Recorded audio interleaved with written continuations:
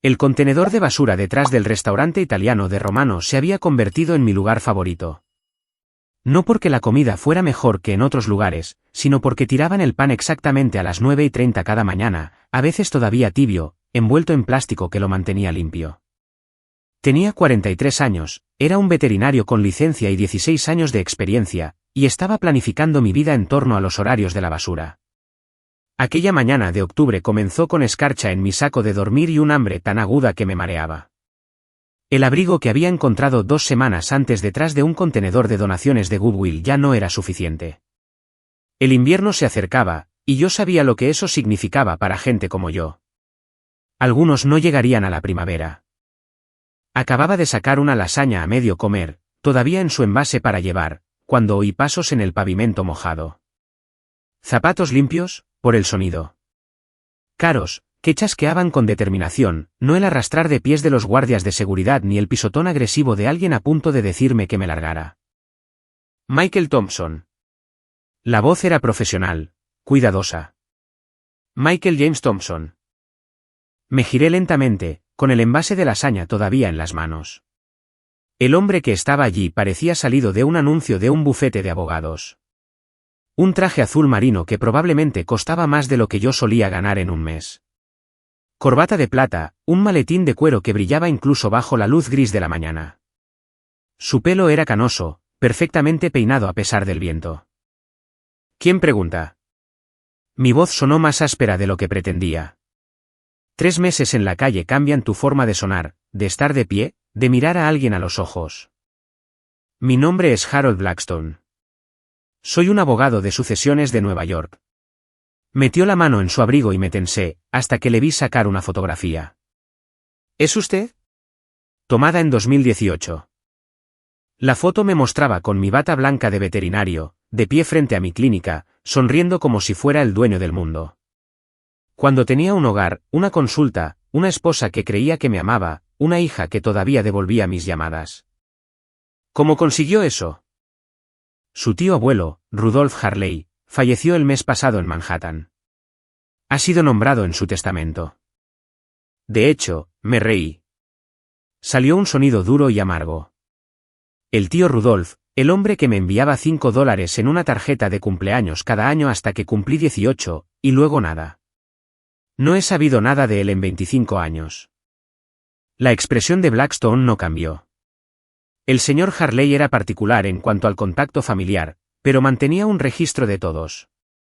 Sabía de su práctica veterinaria en Cedar Falls. Sabía de su divorcio de Verónica. Sabía de sus circunstancias actuales. Mis circunstancias actuales. Me miré a mí mismo, los vaqueros manchados que llevaba 2 semanas, los zapatos unidos con cinta adhesiva que había encontrado. ¿Quiere decir que sabía que he estado sin hogar durante 3 meses? Sí. La voz de Blackstone se suavizó ligeramente. Lo sabía todo, y le dejó toda su herencia. El envase de lasaña se me resbaló de las manos, cayendo al suelo con un chasquido húmedo. Su ático de Manhattan en el Upper East Side. Su yate de 40 pies amarrado en los Hamptons. Su cartera de inversiones, su colección de arte, sus libros raros. El valor total es de aproximadamente $47 millones. Las piernas me flaquearon. Me agarré al borde del contenedor para mantenerme en pie. Esto es una estafa. Está montando algún tipo de timo. Blackstone sacó un documento de su maletín. El bufete de Blackstone, Bitman and Associates ha gestionado el patrimonio de los Harley durante 30 años. Aquí tiene mi tarjeta, mi número de colegiado y una copia del certificado de defunción. Puede verificarlo todo. Me quedé mirando los papeles, los sellos oficiales, los números que no podían ser reales. $47 millones. Hace 6 meses, Verónica se había reído de mí fuera del juzgado. Nadie amará jamás a un hombre arruinado como tú, había dicho, subiéndose al BMW de su nuevo novio, Clayton. Vas a morir solo en la calle, Michael. Eres patético. Debe haber un error, dije. El tío Rudolph tenía parientes exitosos. Mi primo Damon trabaja en Wall Street. Trevor es cirujano en el Mount Sinai. ¿Por qué me dejaría todo a mí? Hay una condición, dijo Blackstone, y ahí estaba. El truco que lo arruinaría todo. Pero no puedo discutirlo aquí. El señor Harley dejó instrucciones específicas. Debe venir a Nueva York, a su ático, y ver un mensaje de vídeo que grabó. Solo entonces sabrá lo que debe hacer para reclamar la herencia. Y si no lo hace, si se queda aquí, entonces en 72 horas, toda la herencia se transfiere a un beneficiario alternativo.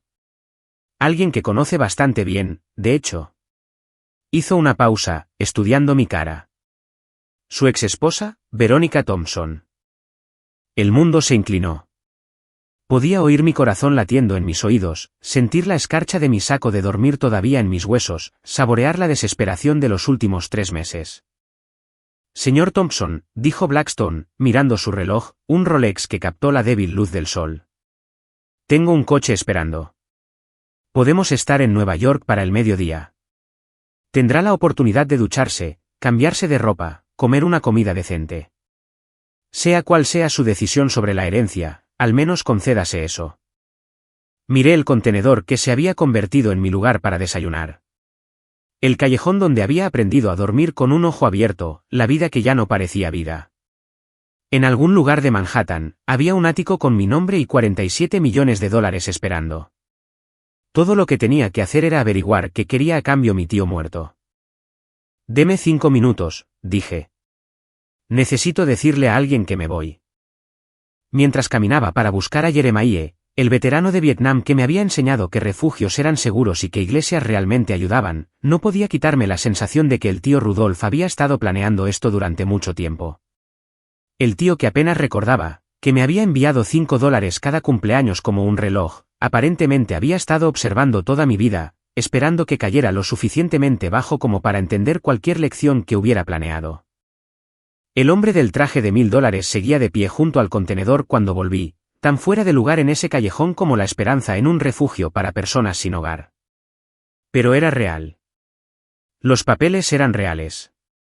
Y en algún lugar de la ciudad de Nueva York, mi tío muerto me había dejado una fortuna o una última broma cruel. De cualquier manera, tenía que ser mejor que rebuscar en los contenedores mientras mi exesposa le decía a todo el mundo que yo ya estaba muerto.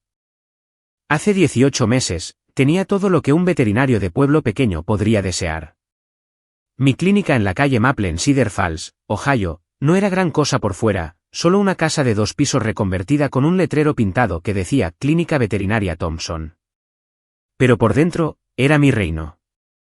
Conocía cada centímetro de esas salas de examen, había instalado personalmente las luces de cirugía, había pintado las paredes de un azul suave porque los estudios demostraban que calmaba a los animales ansiosos.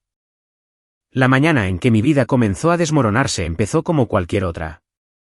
Estaba examinando al viejo gato atigrado de la señora Patterson cuando Verónica llamó.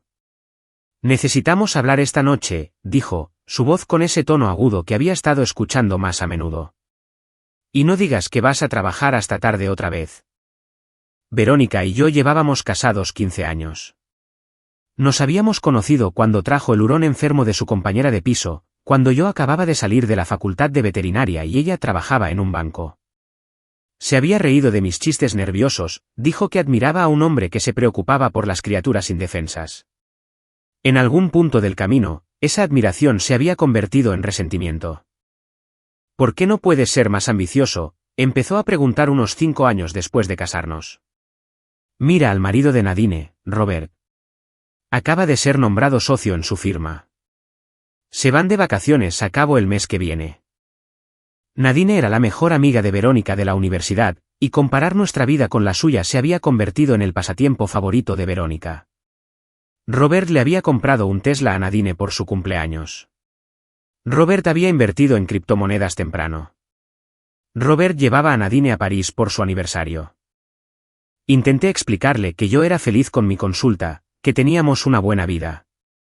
Éramos dueños de nuestra casa, no teníamos deudas excepto la hipoteca, y estaba haciendo un trabajo que me importaba.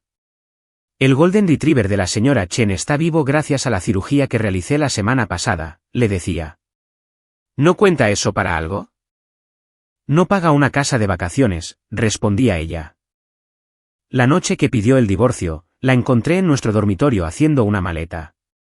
He estado viendo a Clayton Morgridge, anunció tan casualmente como si me estuviera diciendo que había cambiado de supermercado. Es un ejecutivo en Pharmatech Industries. Él sí que tiene ambición, Michael. Clayton Morgridge. Lo había conocido una vez en un evento de recaudación de fondos de la ciudad. Todo dientes blancos y apretones de manos firmes, el tipo de hombre que llevaba su anillo universitario 20 años después de graduarse y se aseguraba de que supieras que su reloj costaba más que tu coche. El divorcio fue brutal de formas que no había imaginado posibles. El abogado de Verónica argumentó que ella había sacrificado su avance profesional para apoyar mis modestas ambiciones. No importaba que hubiera dejado 3 trabajos diferentes en 10 años porque no le gustaban sus jefes. El juez le concedió la casa, la mitad del valor de la clínica y una pensión alimenticia mensual que aplastaría lo que quedaba de mi negocio. Mi madre, Dorothy, intentó ayudar. A sus 71 años, vivía de la seguridad social y la pequeña pensión de mi padre de sus 30 años en la compañía telefónica. Papá había muerto 5 años antes de un ataque al corazón, justo en medio de cortar el césped, se fue antes de que llegara la ambulancia. Mamá me ofreció sus ahorros, los $8.000 que tenía.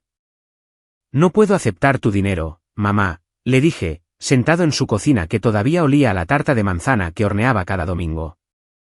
Tu padre querría que te ayudara, insistió, sus manos temblando ligeramente mientras escribía el cheque. Lo acepté, prometiendo devolvérselo, sabiendo que probablemente nunca podría. A mi hermano menor, Dennis, le había ido mejor, gestionando una cadena de ferreterías en Columbus. Cuando llamé para preguntarle si podía prestarme algo, solo para mantener la clínica en funcionamiento hasta que resolviera las cosas, se quedó en silencio. Mike, tengo mi propia familia en la que pensar. Quizás esto es una señal de que deberías probar otra cosa. Verónica siempre dijo que podrías haberlo hecho mejor. Incluso Dennis se había puesto de su lado. La clínica no pudo sobrevivir a la hemorragia financiera. Tuve que despedir a Jennifer, mi asistente veterinaria, que había estado conmigo 8 años. Luego a Marcus, mi recepcionista.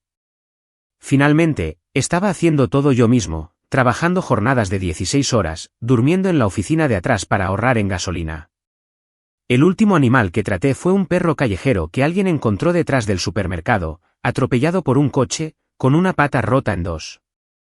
Lo curé sabiendo que nunca vería un céntimo por ello, sabiendo que sería mi última cirugía. Al día siguiente, el banco embargó la propiedad.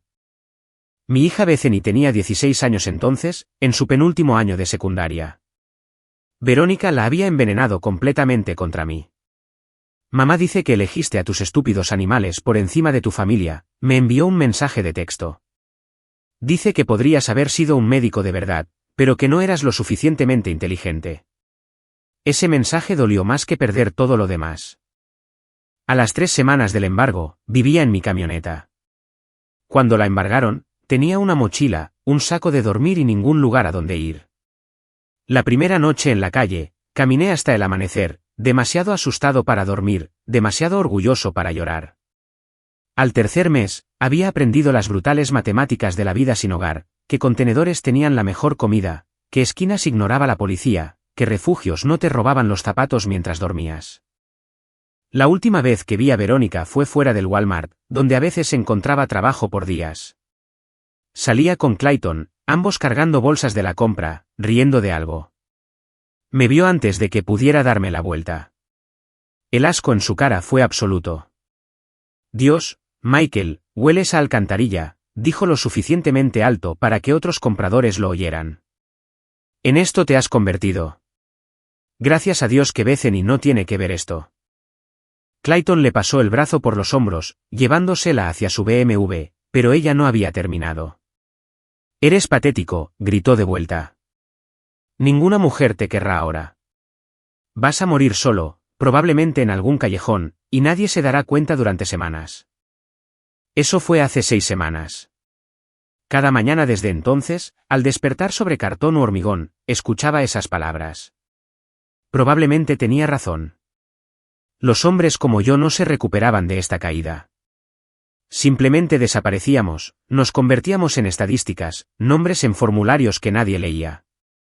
De pie en ese callejón con Harold Blackstone, sosteniendo papeles que afirmaban que había heredado millones, no podía reconciliar al hombre que había sido con lo que me había convertido. En algún punto entre el veterinario de manos suaves y voz gentil, y este desconocido de ojos hundidos que sabía que restaurantes tiraban comida que aún valía la pena comer, me había perdido por completo. Pero el tío Rudolf, aparentemente, había estado observando todo el tiempo, esperando que tocara fondo, preparando algo que aún no podía entender. La mañana de octubre que lo cambió todo comenzó conmigo despertando detrás de un muelle de carga. La escarcha hacía que mis articulaciones dolieran como las de un anciano. Ya ni siquiera estaba seguro de qué día era. Martes, quizás, o miércoles. Los días se mezclaban cuando tus únicas citas eran con los contenedores y sus horarios de recogida. El restaurante italiano de Romano tiraba el pan sobrante a las 9:30 en punto. El propietario, el señor Romano, era un hombre decente que siempre lo embolsaba 2 veces y a veces dejaba las cosas buenas justo encima. Creo que sabía que gente como yo dependía de su basura. Una vez lo vi observando desde la puerta trasera mientras yo clasificaba cuidadosamente las bolsas, y en lugar de ahuyentarme, simplemente asintió y volvió adentro. Acababa de encontrar un envase de lasaña, apenas tocada, probablemente de alguien que había pedido demasiado, cuando escuché esos pasos. Zapatos limpios, deliberados y caros sobre el pavimento mojado. Después de 3 meses en la calle, aprendes a identificar el peligro solo por el sonido. Señor Michael James Thompson. El hombre que estaba allí parecía el dinero en persona. Traje azul marino sin una arruga. Corbata de plata que captaba la luz. Zapatos que probablemente costaban más de lo que yo solía ganar en una semana. Tendría unos 60 años, pelo plateado, y se movía con la confianza de alguien que nunca se había preguntado de dónde vendría su próxima comida. ¿Quién pregunta? Mi voz salió a la defensiva, lista para correr si era necesario.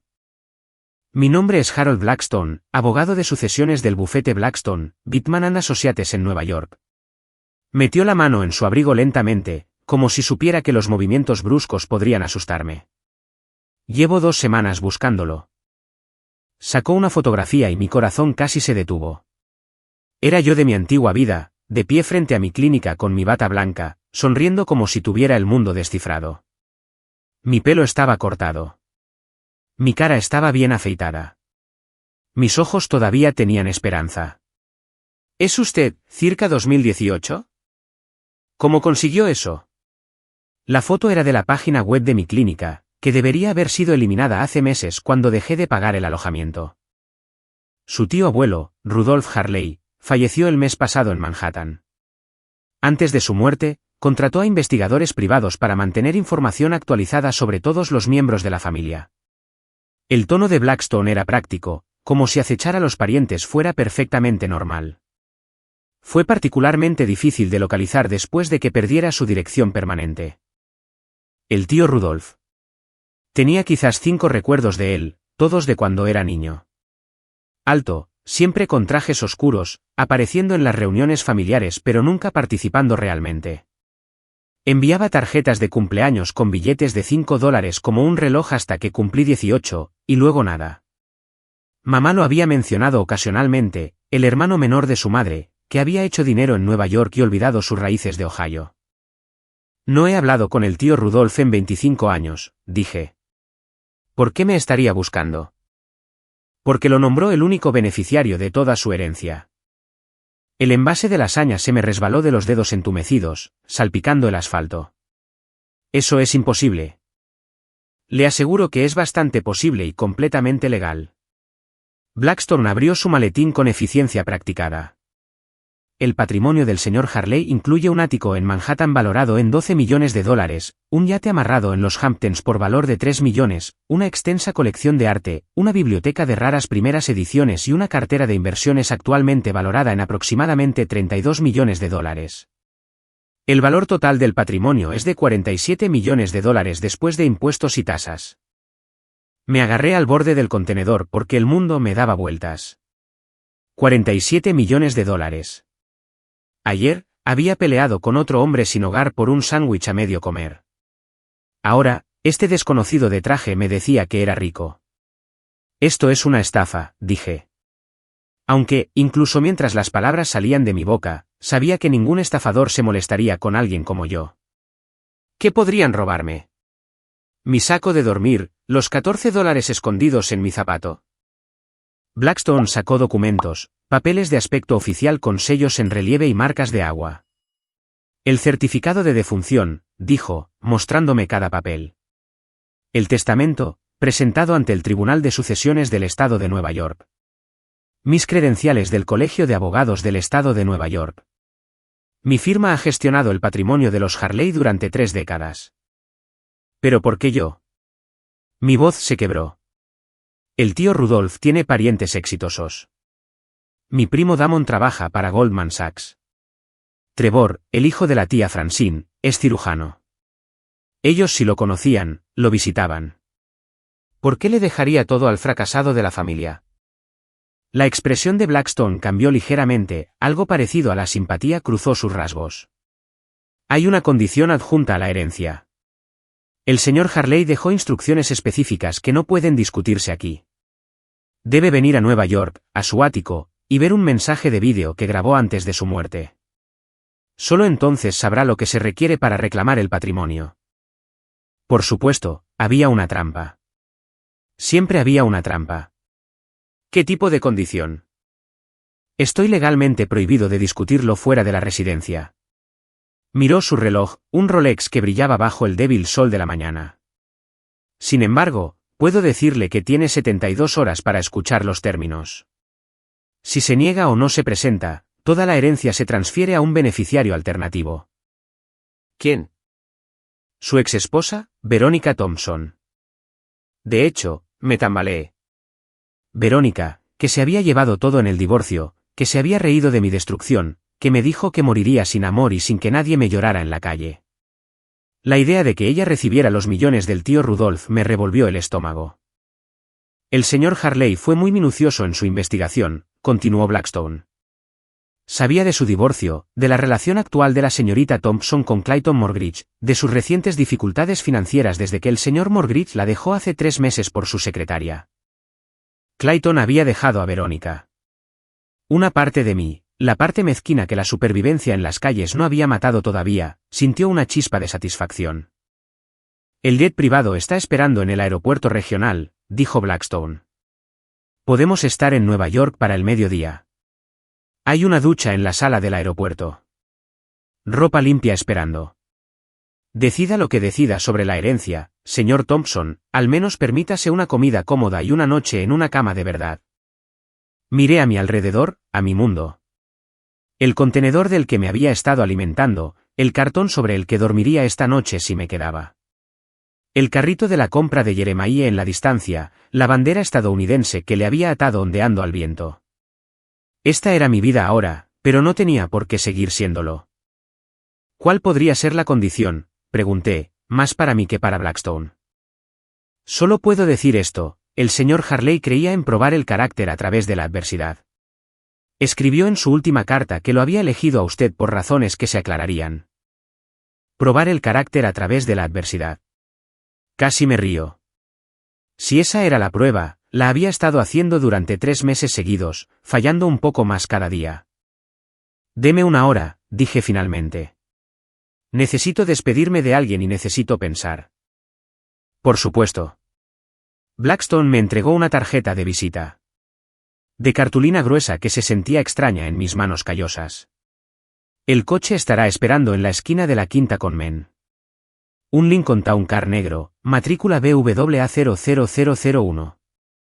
Mientras se alejaba, sus zapatos caros chasqueando en el pavimento, me quedé allí sosteniendo una tarjeta de visita que valía más que todo lo demás que poseía combinado. En algún lugar de Nueva York, un tío muerto que apenas recordaba había preparado algún tipo de prueba. Alguna condición que o me daría $47 millones o se los entregaría a la mujer que me destruyó. Encontré a Jeremiah 2 manzanas más allá, clasificando las latas de aluminio que había recogido. Hola, hermano, le dije. ¿Ha pasado algo? O estoy a punto de tener mucha suerte o estoy entrando en la broma más cruel que nadie haya jugado jamás. Encontré a Jeremiah detrás de la vieja estación de Texaco, clasificando latas de aluminio en su carrito de la compra con precisión militar. Cada lata estaba aplastada exactamente de la misma manera, organizada por marca. Los viejos hábitos de sus días en el ejército costaban en morir, incluso después de 40 años en las calles. Jeremiah, lo llamé, y levantó la vista, su rostro curtido se abrió en una sonrisa desdentada. Michigan Mike. ¿Encontraste desayuno? El de Romano suele ser bueno los martes. Así me llamaba, Michigan Mike. Aunque le había corregido una docena de veces que yo era de Ohio. A Jeremiah no le importaba. Todos necesitaban un apodo en su mundo. Escucha, hermano. ¿Ha pasado algo?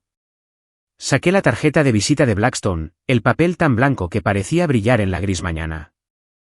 Un abogado me acaba de encontrar. Dice que mi tío murió y me dejó dinero. Mucho dinero. Jeremiah entrecerró los ojos hacia la tarjeta, luego hacia mí. ¿Has estado bebiendo de ese enjuague bucal otra vez? Esa cosa te hará ver cosas. Hablo en serio. Quiere que vaya a Nueva York hoy. Si esto es real, si incluso una parte es real, puede que no vuelva. Jeremiah dejó sus latas y me miró de verdad. En 3 meses, me había enseñado todo sobre sobrevivir en las calles. ¿Qué refugios tenían chinches? ¿Cuáles tenían una seguridad decente? Cómo mantenerse caliente usando periódicos y cartón. Donde la policía te dejaría en paz si te mantenías callado. Me había salvado la vida más de una vez, sacándome del abismo cuando quería rendirme por completo. ¿Recuerdas lo que te dije tu primera semana aquí?, preguntó. No confíes en nadie que ofrezca algo gratis. La otra cosa. Pensé en aquellos primeros días aterradores. Cada puerta que se cierra, otra está esperando para abrirse. Solo tienes que vivir lo suficiente para encontrarla. Eso es. Metió la mano en su carro y sacó algo envuelto en plástico. Me lo entregó. Era un reloj, viejo pero limpio, de los que tienen manecillas de verdad en lugar de números digitales. Encontré esto la semana pasada. Lo guardaba para cambiarlo, pero tú lo necesitarás más que yo. A la gente rica le importa el tiempo. El gesto rompió algo en mí. Este hombre que no tenía nada me estaba dando una de sus pocas posesiones valiosas. Jeremiah, no puedo aceptar esto. Puedes y lo harás. Su voz se volvió severa, el sargento que una vez fue asomando. Y si esto es real, si consigues ese dinero, no te olvides de nosotros aquí fuera. No te conviertas en una de esas personas que cruzan la calle para evitar mirar lo que solían ser. Si esto funciona, volveré a por ti. ¿Lo prometo? No hagas promesas que no puedas cumplir, Michigan. Solo recuerda que somos humanos. Eso es todo lo que cualquiera de nosotros quiere, ser visto como humano. Le di una palmada en el hombro.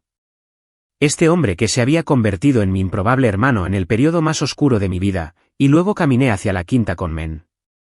El Lincoln negro estaba allí, con el motor en marcha, Blackstone esperando en el asiento trasero. El viaje al aeropuerto fue surrealista. Los asientos de cuero se sentían increíblemente suaves después de meses de hormigón y cartón. El coche tenía asientos con calefacción, algo que había olvidado que existía. Blackstone me entregó una carpeta con documentos sobre el patrimonio del tío Rudolph, páginas de lenguaje legal en las que no podía concentrarme. En la terminal privada del aeropuerto regional, Blackstone me llevó a una sala que ni siquiera sabía que existía. Las duchas están por allí, dijo. Me tomé la libertad de que te trajeran ropa. Estimamos tu talla a partir de los registros de tu antigua licencia de conducir. La ducha fue trascendental.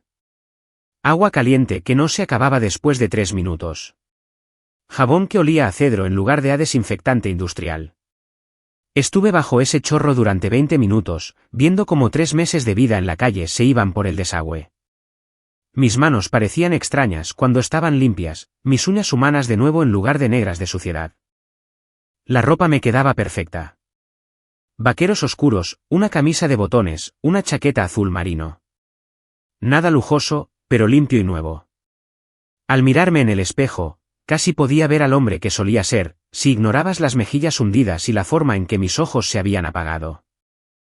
En el jet privado, Blackstone me ofreció café y sándwiches. Café de verdad, no los paquetes instantáneos que había estado robando de las gasolineras. El sándwich tenía pavó, queso suizo, lechuga que realmente crujía. Comí lentamente, mi estómago encogido protestando por la riqueza. Háblame del tío Rudolf, dije, mientras nos elevábamos por encima de las nubes. El verdadero él, no la historia que quisiera que la gente creyera. Blackstone sopesó sus palabras cuidadosamente. Rudolf Harley era brillante, excéntrico y completamente solitario por elección. Construyó su fortuna negociando con libros raros y autenticación de arte, pero su verdadero talento era leer a la gente. Podía mirar una pintura o un manuscrito y detectar una falsificación al instante. Pero más que eso, podía mirar al vendedor y conocer toda su historia. Sin embargo, eligió dejarle todo a un sobrino que no había visto en décadas. Guardaba archivos de cada miembro de la familia, dijo Blackstone. Tu primo Damon, el banquero de inversiones, rastreaba cada transacción, cada informe de la SEC. La carrera quirúrgica de tu primo Trevor, cada reseña de paciente, cada demanda por negligencia. Y tú tenía investigadores enviando informes mensuales. Tu práctica veterinaria, tu matrimonio, tu colapso. Me vio convertirme en un sin hogar y no hizo nada. Se estaba muriendo de cáncer de páncreas. Para cuando lo perdiste todo, le quedaban semanas de vida. Pero sí, observó. Dijo, el sufrimiento revela el carácter de formas que el éxito nunca puede. A través de la ventana del jet, podía ver Nueva York acercándose, ese famoso horizonte alzándose como dedos que agarran el cielo. En algún lugar de allí abajo había un ático con mi nombre, 47 millones de dólares esperando y una condición que no podía imaginar. Señor Blackstone, ¿qué clase de hombre pone condiciones para salvar a su propia familia? El tipo que cree que la salvación no debería ser gratuita, respondió. El señor Harley a menudo decía que el dinero no ganado destruía más vidas que la pobreza.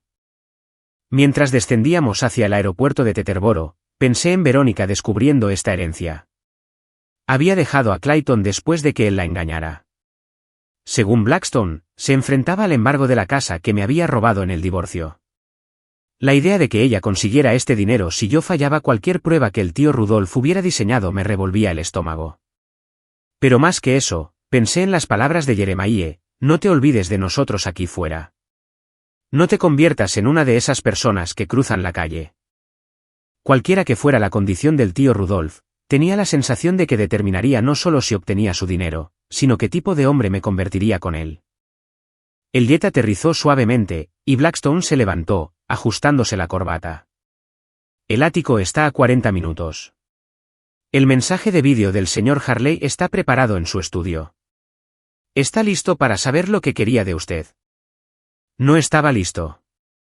Después de meses sin tener más opciones que qué contenedor rebuscar o en qué esquina dormir, de repente tener que tomar una decisión que valía 47 millones de dólares parecía imposible.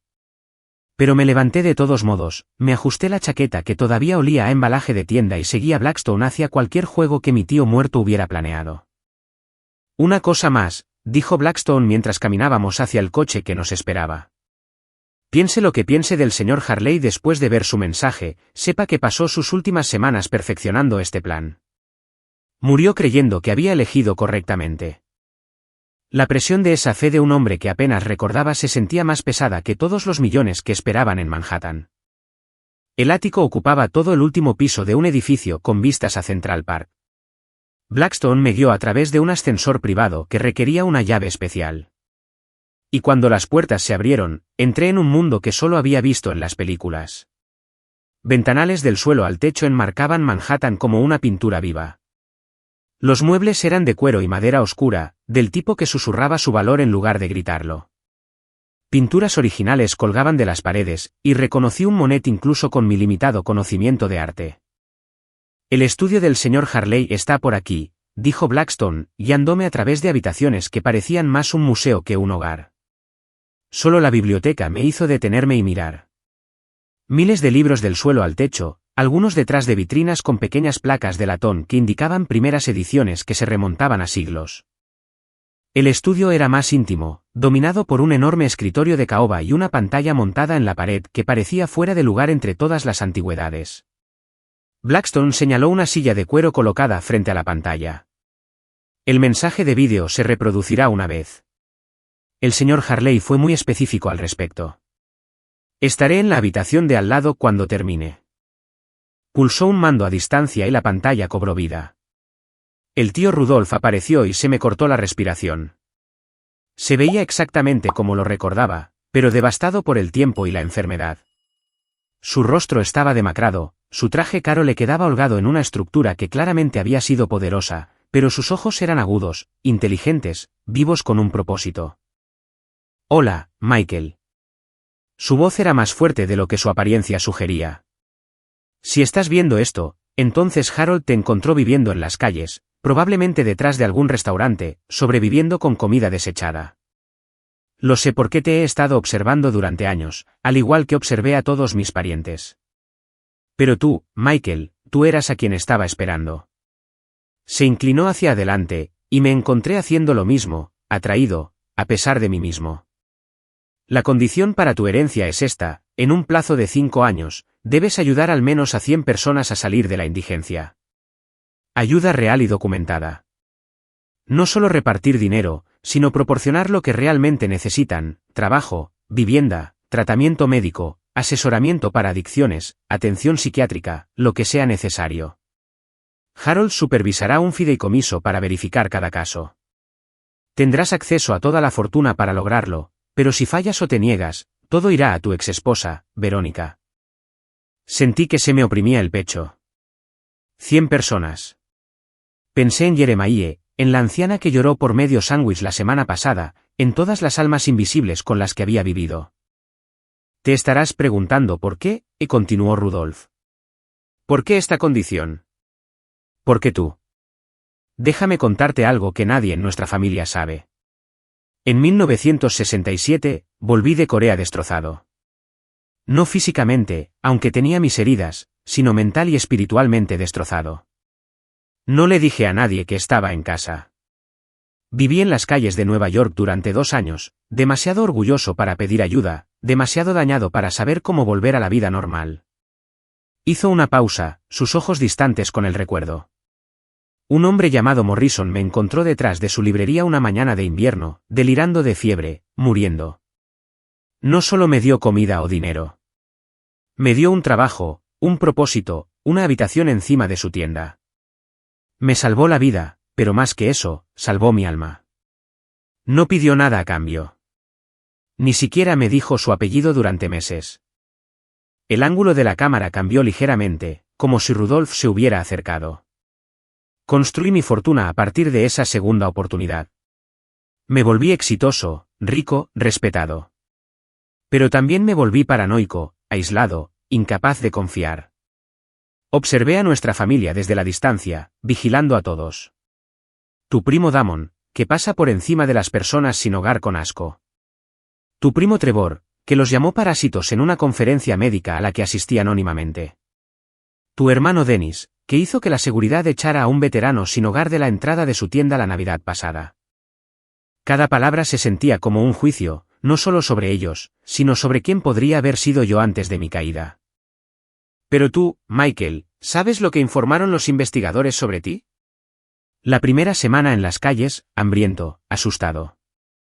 Encontraste medio sándwich en un contenedor y le diste parte a una anciana que lloraba de hambre. El mes pasado, gastaste tus únicos $5 en antibióticos de un traficante callejero, no para ti, sino para ese amigo veterano tuyo con la herida infectada. Tú mismo tenías neumonía en ese momento. Recordé esa noche. La pierna de Jeremiah había estado empeorando. Rayas rojas subiendo hacia su rodilla. Yo había estado tosiendo sangre, pero la infección podía matarlo más rápido de lo que mi neumonía me mataría a mí. Harold tiene grabaciones de vigilancia si tienes curiosidad, continuó Rudolf. 63 incidentes distintos de ti ayudando a otros cuando no tenías nada. Mantuviste tu humanidad cuando tenías todas las razones para abandonarla. Por eso heredas todo. Se reclinó, una leve sonrisa cruzando su rostro demacrado. Pero aquí está lo que tus parientes no sabrán hasta que el testamento se lea públicamente la próxima semana. Tu exesposa, Verónica, se enfrenta a la ruina financiera. Clayton Morgridge la dejó hace 3 meses por su secretaria de 26 años. Hipotecó la casa que te quitó para invertir en uno de los planes de Clayton que quebró. Está a punto de perderlo todo. De hecho, me reí, una risa oscura e involuntaria. La ironía era tan perfecta que dolía. Si rechazas mi condición o no la cumples, ella hereda todo.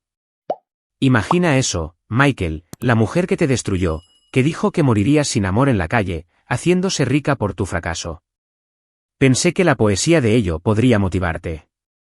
Pero aquí está el secreto, sobrino. Las 100 personas que salves, esa no es realmente la prueba. La prueba es si puedes aceptar ayuda tú mismo, si puedes tomar este regalo y transformarlo en algo significativo, en lugar de dejar que el orgullo o la amargura te destruyan. Morrison me salvó, pero nunca lo acepté realmente. Nunca me permití estar agradecido. Nunca dejé de verme a mí mismo como solo. Morí en este ático, rodeado de tesoros, pero completamente aislado, habiendo alejado a todos los que intentaron amarme. Tosió, un sonido ronco que hablaba del cáncer que lo mató. No te conviertas en mí, Michael. Acepta el dinero. Salva a tus 100 almas. Pero sálvate a ti mismo también. Y una cosa más, algo que descubrí solo mientras investigaba a Morrison después de su muerte. Su nombre completo era Morrison Thompson. Era tu abuelo, el padre de tu padre. El hombre que me salvó era de tu sangre, aunque ninguno de los dos lo sabíamos en ese momento. Murió pobre pero amado, rodeado de familia, todo lo que yo nunca tuve. Regaló todo lo que ganó, ayudando a extraños como yo. Mi visión se nubló. El abuelo Morrison había muerto cuando yo tenía 10 años, pero lo recordaba. Callado, amable, siempre metiendo billetes de $1 en nuestros bolsillos cuando mamá no miraba. Así que, ya ves, Michael, esto no es aleatorio. Es un círculo que se cierra. Tu abuelo me salvó. Yo te estoy salvando a ti, y tú salvarás a otros. Así es como la bondad sobrevive en este mundo brutal. Pasada de mano en mano como una llama secreta que se niega a morir. La pantalla se oscureció, luego se iluminó con un mensaje final: tienes 24 horas para decidir. Pero ya sé tu respuesta. Eres un Thompson. Los ayudarás porque eso es lo que hace tu linaje. Lo que tu abuelo enseñó sin enseñar. Lo que aprendiste sin aprender. Bienvenido a casa, sobrino. La pantalla se puso negra. Me senté en esa silla de cuero en un ático de $47 millones, con lágrimas corriendo por mi rostro, pensando en el abuelo Morrison salvando a un joven veterano detrás de su librería, sin saber nunca que ese veterano salvaría un día a su nieto. Blackstone entró silenciosamente. Señor Thompson, ¿cuál es su decisión? Me levanté, secándome la cara, pensando en Jeremiah clasificando sus latas, en la anciana aferrada a su trozo de sándwich, en todas las personas invisibles que esperaban que alguien las viera como humanas. Lo haré, dije. Pero no por el dinero y no por Verónica. Lo haré porque mi abuelo habría querido que lo hiciera, porque es lo que hacemos. Blackstone sonrió, la primera emoción genuina que había visto en él. El señor Harley dijo que diría exactamente eso. Discutimos la estructura del fideicomiso. Miré Manhattan extendiéndose abajo. Todas esas luces representando vidas, historias, luchas. En algún lugar de allí fuera había 100 personas a las que iba a salvar. Pero primero, tenía que salvarme a mí mismo. El tío Rudolph tenía razón en eso. El dinero era solo una herramienta. La verdadera herencia era la oportunidad de volver a importar, de ser el hombre que mi abuelo habría reconocido. Sí, dije. Comencemos. Permanecí junto a esas imponentes ventanas durante mucho tiempo después de que Blackstone saliera de la habitación, mirando las luces de la ciudad que comenzaban a titilar en la oscuridad de la tarde. Cada luz representaba la vida de alguien, la lucha de alguien, la esperanza de alguien. 24 horas antes, había estado rebuscando en la basura. Ahora era dueño de este ático y tenía $47 millones para cambiar vidas. La primera persona a la que llamé fue a Jeremiah. Hice que Blackstone me llevara a una tienda de teléfonos para comprar un celular, y luego volví directamente a la estación de Texaco. Todavía estaba allí, organizando sus latas para la recolección de reciclaje de mañana. Michigan Mike, gritó cuando me vio salir del Lincoln. ¿Te ves bien? Ese abogado no mentía. Es todo real, Jeremiah. Cada palabra. Me senté en el bordillo junto a su carro, todavía con mi ropa nueva, pero sin importarme la suciedad. Necesito tu ayuda. ¿Mi ayuda, hermano? Acabas de heredar millones. ¿Qué podrías necesitar de mí? Tengo que ayudar a 100 personas a salir de la calle. Ayuda real, no solo tirar dinero. Conoces estas calles mejor que cualquier trabajador social. Sabes quién necesita qué, quién está listo para recibir ayuda y quién no. Quiero contratarte como mi director de alcance comunitario. Jeremiah se rió hasta que se dio cuenta de que hablaba en serio. Mike, no he tenido un trabajo de verdad en 20 años. Has estado haciendo el trabajo durante 20 años, solo que nadie te pagaba por ello. Me enseñaste a sobrevivir. Has mantenido a docenas de personas vivas con tu conocimiento. Necesito esa experiencia. En una semana, había establecido la Fundación Harley, nombrándola en honor al tío Rudolf. La primera oficina era pequeña, solo un local comercial reconvertido, pero estaba en el barrio correcto, donde la gente que necesitaba ayuda podía llegar realmente. Jeremiah fue mi primera contratación, y su primera sugerencia lo cambió todo. No hagas que vengan a nosotros sintiéndose como mendigos, dijo. Dals dignidad. Dals opciones.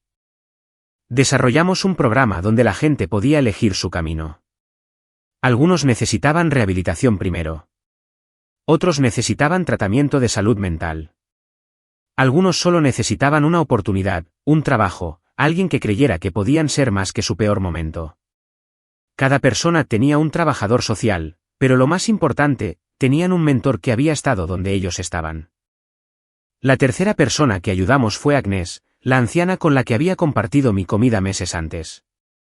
No necesitaba mucho, solo un apartamento seguro y alguien que la ayudara a navegar los beneficios de la seguridad social a los que no sabía que tenía derecho.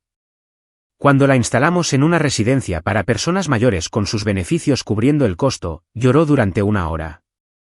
Pensé que moriría en las calles, dijo. Pensé que ese era el final de mi historia. Para el 6º mes, habíamos ayudado a 37 personas a encontrar estabilidad.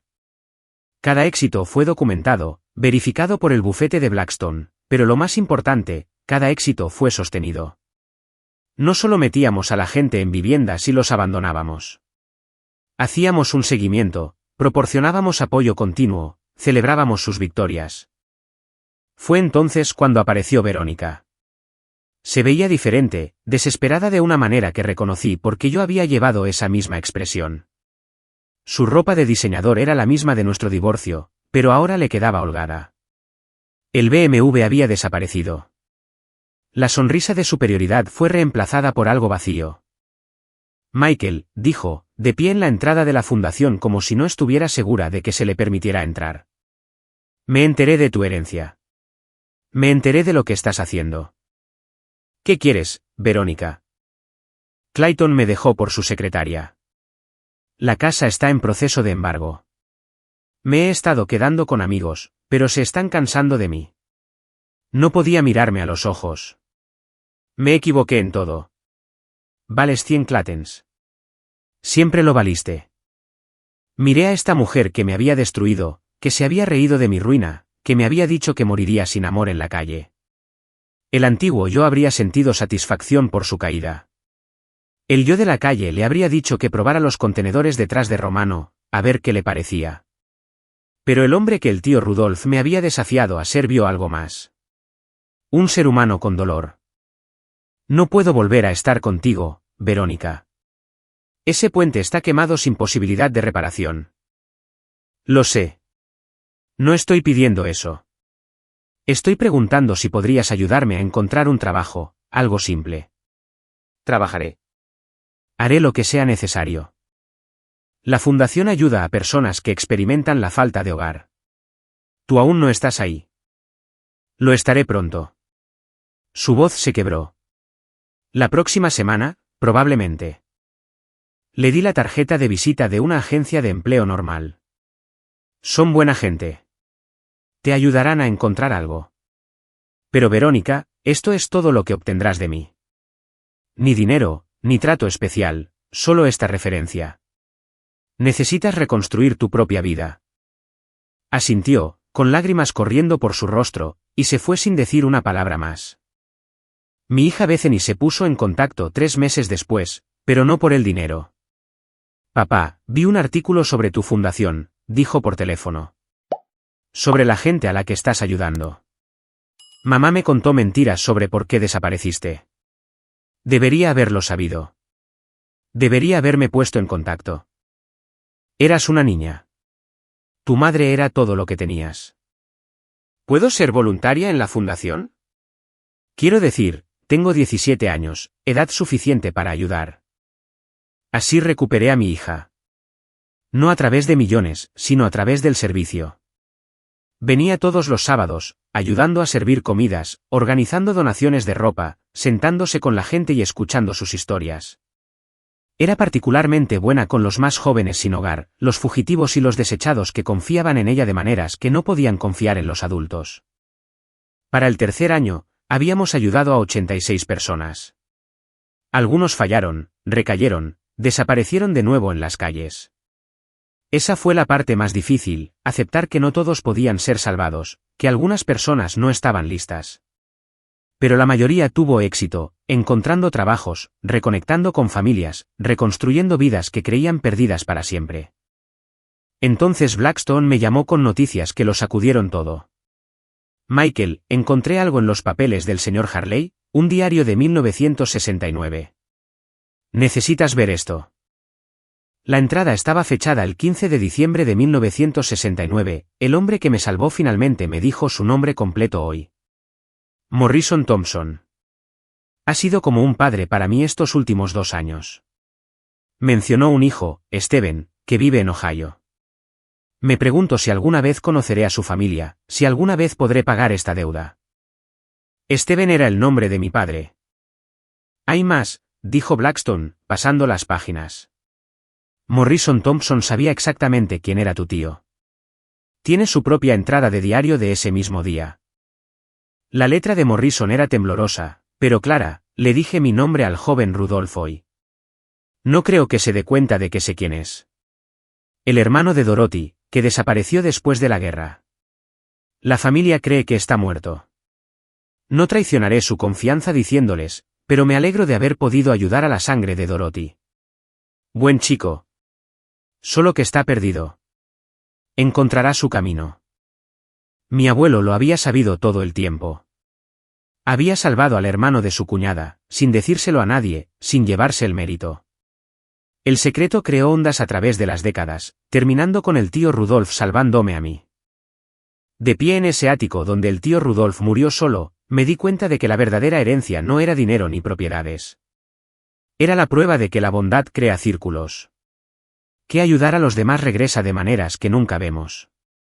Que el amor opera en las sombras y a lo largo de décadas y a través de personas que apenas conocemos. Para el 5.º año, había ayudado a 103 personas a escapar de la indigencia. La fundación había crecido con otros donantes uniéndose a nuestra causa. Jeremiah se había convertido en un respetado experto en alcance comunitario, hablando en conferencias sobre dignidad y servicios sociales. Mi hija estaba estudiando trabajo social en la universidad, planeando continuar la misión. Pero el mejor momento llegó cuando encontré una vieja foto en el escritorio del tío Rudolph. Era del funeral de mi abuelo, que apenas recordaba. En la parte de atrás, de pie solo, estaba un tío Rudolph más joven. Había venido a despedirse del hombre que lo salvó, aunque nadie conocía su conexión. En el reverso, con la letra de Rudolph, Morrison Thompson, 1910 a 1985. Me salvaste sin pedir nada. Devolveré el favor. ¿Lo prometo? Y lo había hecho, a través de mí.